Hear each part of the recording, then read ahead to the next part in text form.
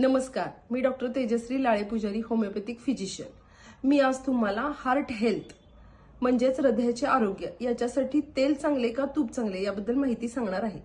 तर तेल आणि तूप हे जर योग्य प्रमाणात वापरले तर त्याचे अनेक फायदे आहेत. आता तूप हे योग्य प्रमाणात वापरावे.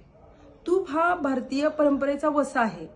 तूप हे वास आणि पचन शक्तीसाठी चांगले असते. पण जर तूप हे जास्त प्रमाणात वापरले तर सॅच्युरेटेड फॅट्स वाढतात आणि LDL वाढते आणि हृदयाला धोका पोहोचण्याची शक्यता राहते. आता तेल हे योग्य प्रमाणात वापरावे.